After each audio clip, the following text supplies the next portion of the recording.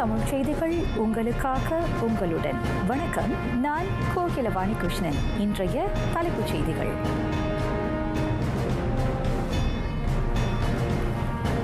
தேசிய அம்பெய்தும் வீரர் ஹசிக் கமருடின் மரணம், பேரரசர் இரங்கல்.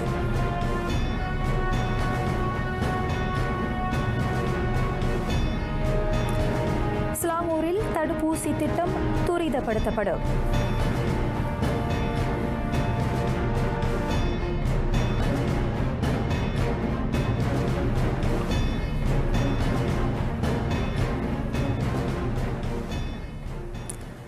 நாட்டின் அம்பெய்தும் வீரர் ஹசிக் கமருடின் இன்று காலை காலமானார். அவரின் மறைவையொட்டி துயரத்தில் வாடுகிறது நாட்டின் விளையாட்டுத்துறை. பேரரசர் அல் சுல்தான் அப்துல்லா ரியாத்துடின் அல் முஸ்தபா பிலாஷாவும் அவரது துணைவி துன்கு ஹஜா அசிசா அமினா மைமுனா இஸ்கண்டாரியாவும் இவ்வேளையில் அந்த தேசிய வீரரின் மறைவுக்கு இரங்கல் தெரிவித்துக் கொண்டனர்.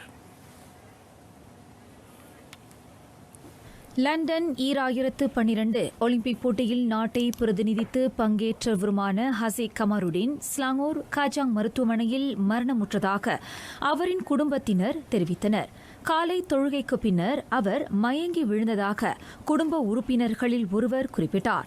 காஜாங் மருத்துவமனைக்கு கொண்டு செல்லும் வழியில் அவர் உயிர் பிரிந்ததாக கூறப்படுகிறது. இதற்கிடையில் 27 வயது ஹசிக் கமருடின் மறைவையொட்டி அவரின் குடும்ப உறவுகளுக்கு மலேசிய தேசிய அம்பெய்தும் சங்கத்தினரும் இரங்கலை தெரிவித்துக் கொண்டுள்ளனர்.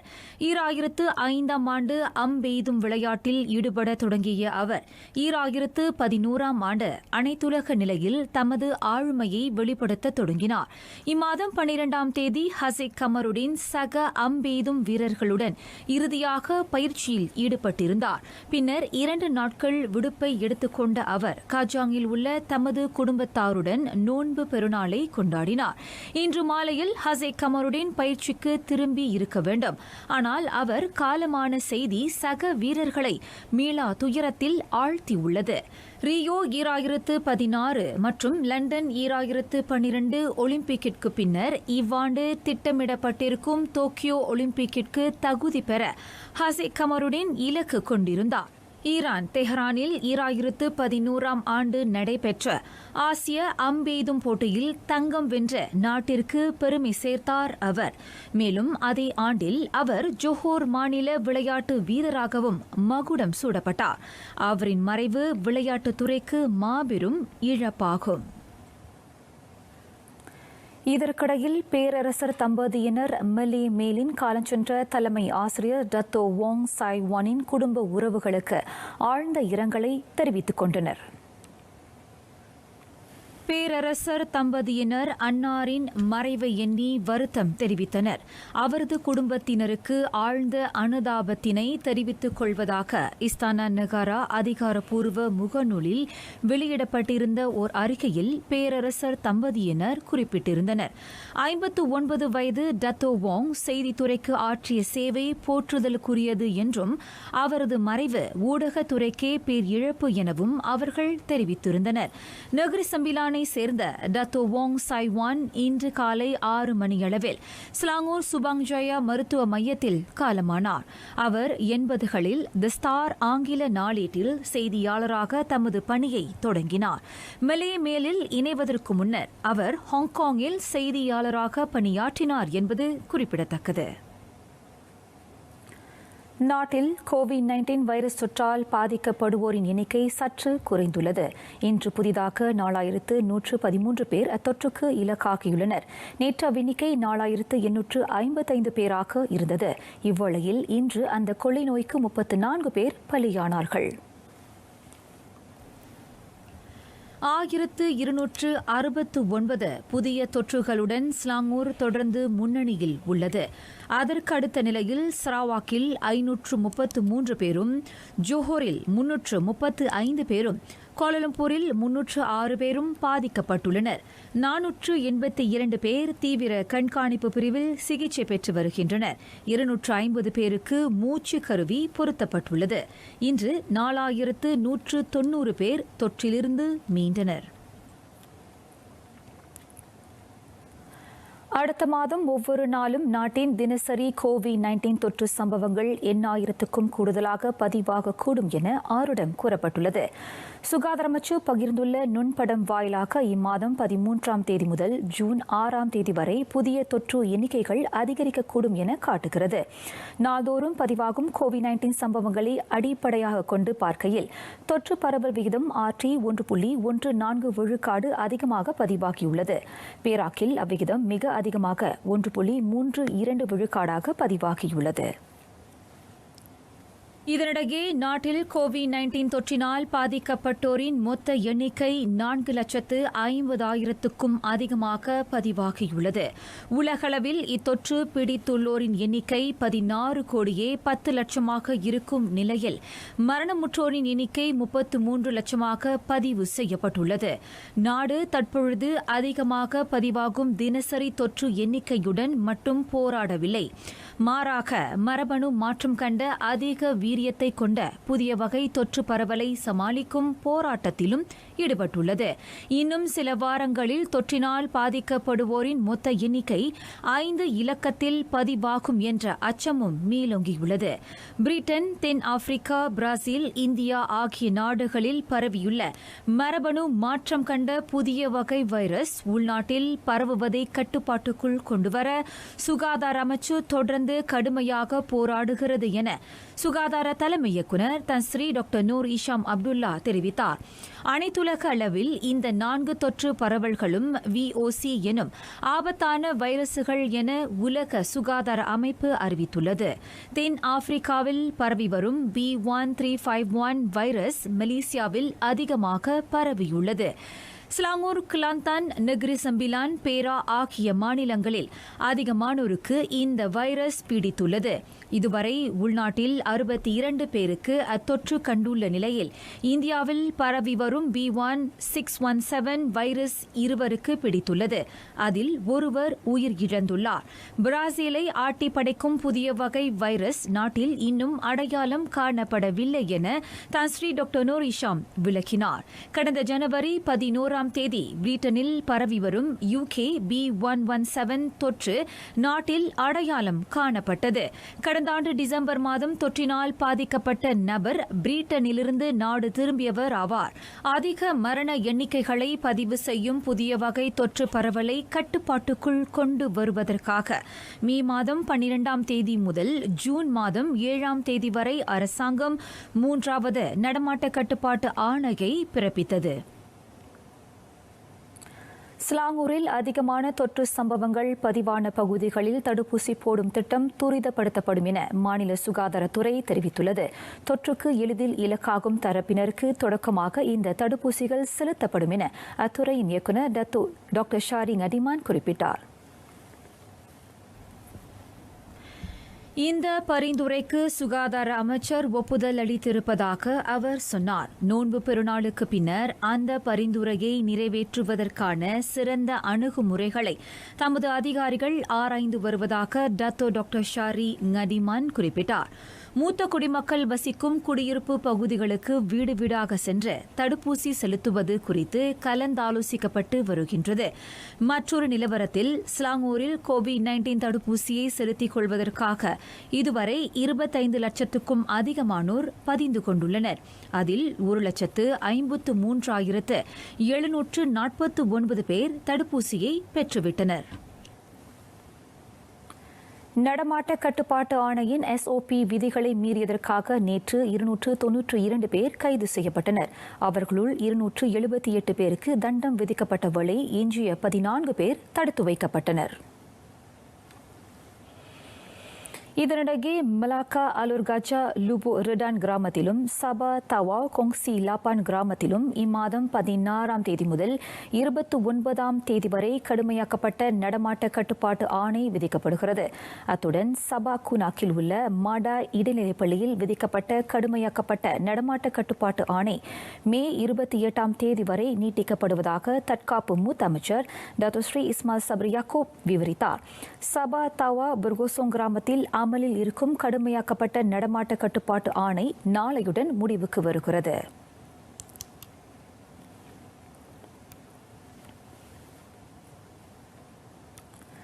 நோன்பு பெருநாள் போது விடுமுறையின் 2வது நாளில் தலைநகரின் நுழைவாயில்களில் போக்குவரத்து சீராக உள்ளது. மாவட்டம், மாநிலம் கடப்பதற்கு விதிக்கப்பட்டிருக்கும் தடைகள் மற்றும் SOP விதிகளை அனைவரும் பின்பற்றி நடப்பது RTM மேற்கொண்ட கண்ணோட்டத்தின் வழி தெரியவந்துள்ளது. ஸ்லாங்கூர் மற்றும் கோலாலம்பூரில் 13க்கும் மேற்பட்ட சாலை தடுப்பு சோதனைகள் ஏற்படுத்தப்பட்டுள்ளன.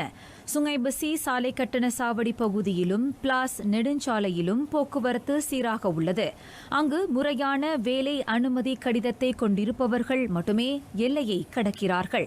அதோடு இன்றியமையா பொருட்களை ஏற்றி வரும் வர்த்தக வாகனங்கள் மட்டும் அங்கு காணப்படுகின்றன.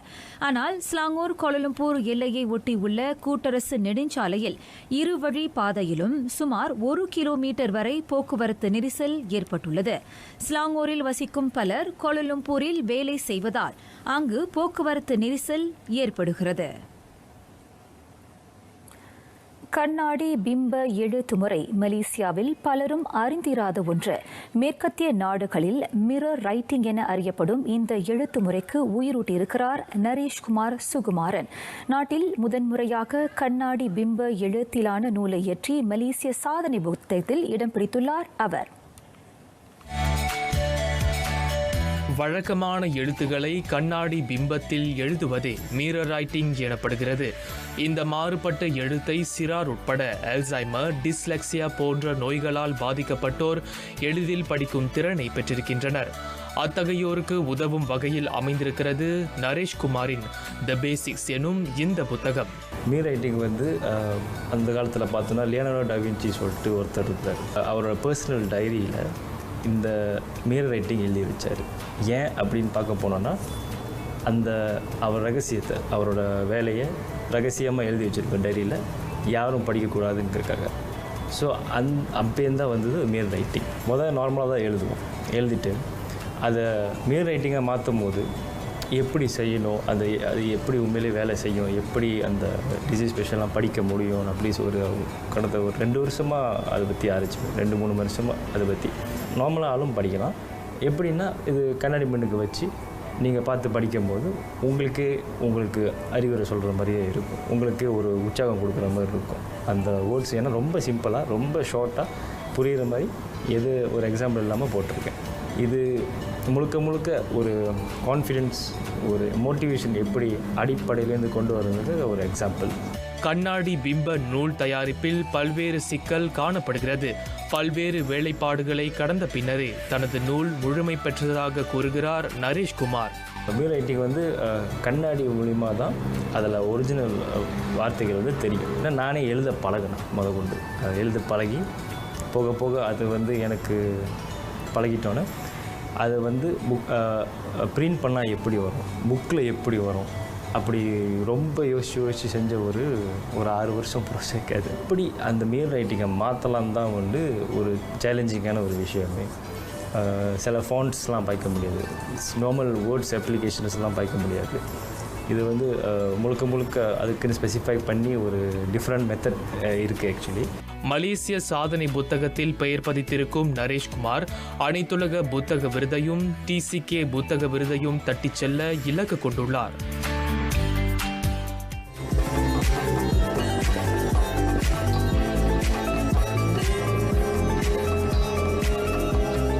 தமிழர்களின் பண்பாட்டில் சுப நிகழ்ச்சிகள் என்றாலே மங்கள வாத்தியங்களுக்கு முக்கியத்துவம் உண்டு.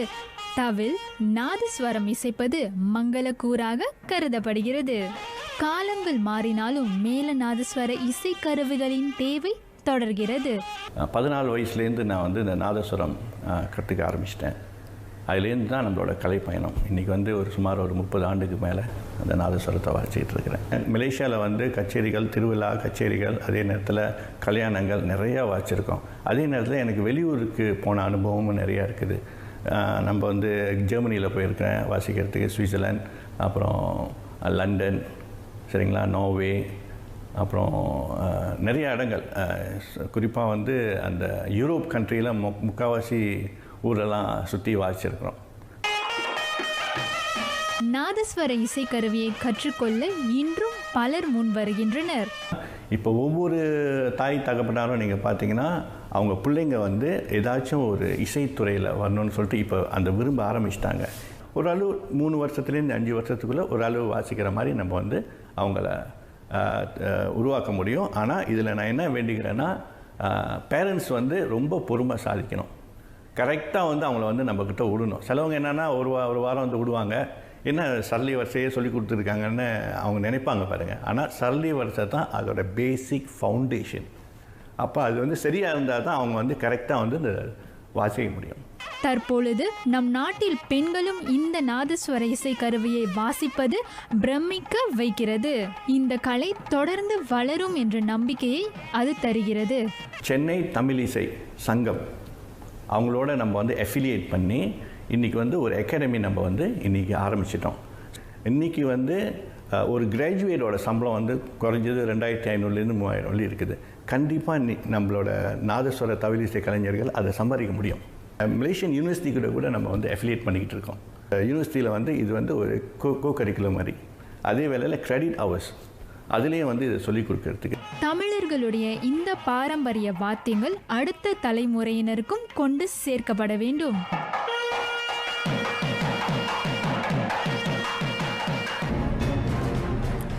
காசா நகரை இன்று அதிகாலை மிகப்பெரிய வெடிப்பு சம்பவம் உலுக்கியுள்ளது.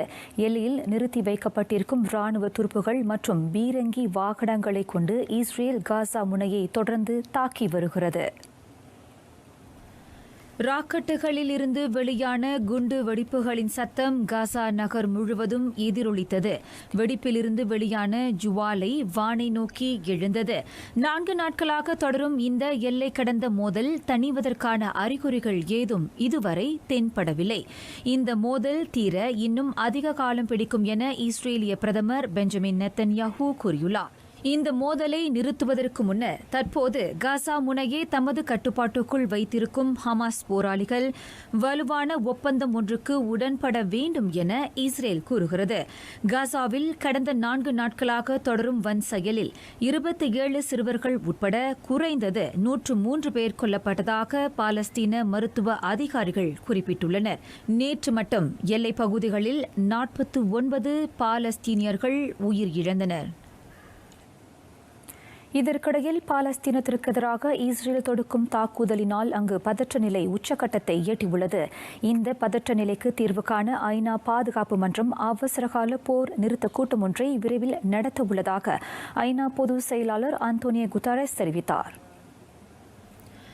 ஹமாஸ் தன்னாட்சி செலுத்தும் பாலஸ்தீன எல்லைப் பகுதியில் இருந்து ஏவப்பட்ட ராக்கெட் தாக்குதலுக்கு பதிலடி கொடுக்கும் வகையில் இஸ்ரேல் காசா முனை மீது தாக்குதல் நடத்துவதற்காக அதன் வான்படையையும் தரைப்படையையும் முடுக்கிவிட்டுள்ளது.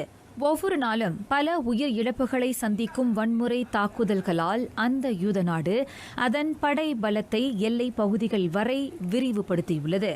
இன்று அதிகாலை மக்கள் அதிகம் வசிக்கும் காசா பகுதியை நோக்கி மிக பெரிய தீப்பிழம்பு குண்டுகள் வீசப்பட்டன. அதே சமயம் இஸ்ரேல் மீது ராக்கெட்டுகள் ஏவப்பட்டன. பாலஸ்தீனத்தில் அப்பாவி மக்கள் பலர் இந்த தாக்குதல்களில் பலியாகிவிட்டனர்.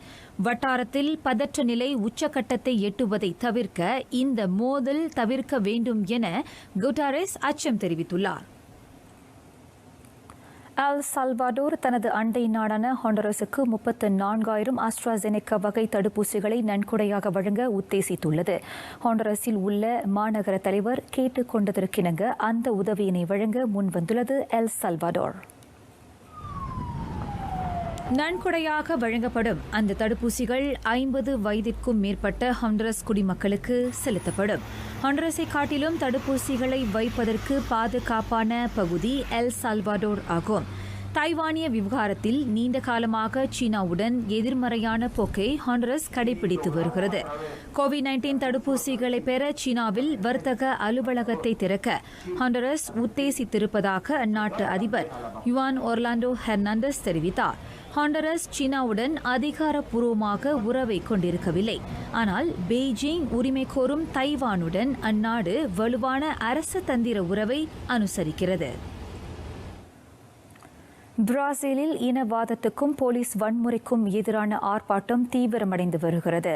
ரியோ டி ஜெனிரோவில் போலீசார் மேற்கொண்ட சோதனையில் 28 பேர் கொல்லப்பட்டதை கண்டித்து சாவ் பாலோ நகரில் ஒரு வாரத்துக்கும் மேலாக கண்டன ஆர்ப்பாட்டங்கள் வலுக்கின்றன.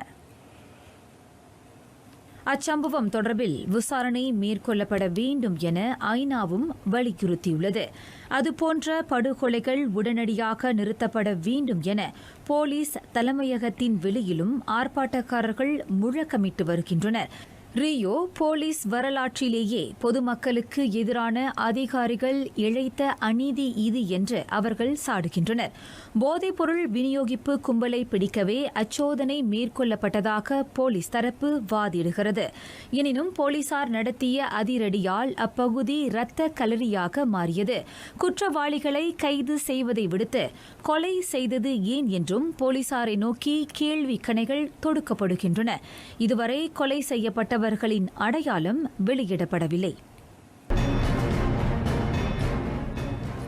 பிரான்ஸ் பாரிஸில் நடைபெறும் ஒலிம்பிக் தகுதி சுற்றுப் போட்டியில் அதிரடி படைக்கும் மன உறுதியில் உள்ளார் தேசிய கராத்தே வீராங்கனை மாதுரி புவனேசன்.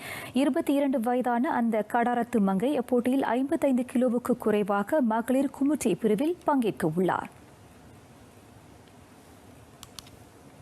பாரிஸில் அடுத்த மாதம் 11ஆம் தேதி தொடங்கி 13ஆம் தேதி வரையில் நடத்த திட்டமிடப்பட்டிருக்கும் அப்போட்டியில் உலகம் முழுவதும் சுமார் 800 வீரர்கள் பங்கேற்க உள்ளனர்.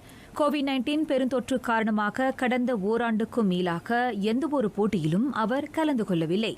மாதுரியின் திறமைக்கு ஒலிம்பிக் தகுதி சுற்று தீனி போடும் என எதிர்பார்க்கப்படுகிறது.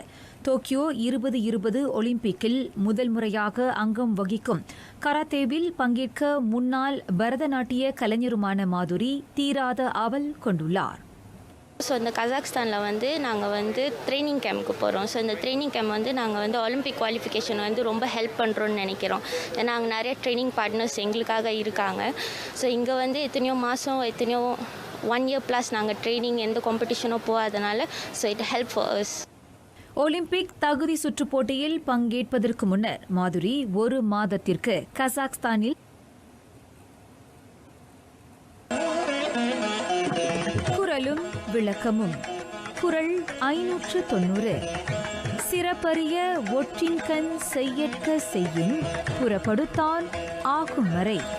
ஓர் ஒற்றரின் திறனை வியந்த பிறர் அறிய சிறப்பு செய்தால் ஒளிவு மறைவாக இருக்க வேண்டிய செய்தியை வெளிப்படுத்தியதாகிவிடும் என்கிறது அந்த குரல்.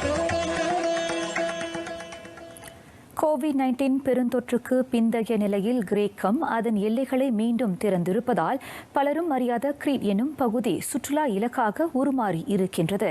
அங்கு ஒளிப்பதிவு செய்யப்பட்ட இளவேனில் காலத்தையும் கண்களை குளிர வைக்கும் கடல் எழிலும் அடங்கிய படக்காட்சிகளுடன் நிறைவடைகிறது இன்றைய தமிழ் செய்திகள். எங்களோடு இணைந்ததற்கு நன்றி.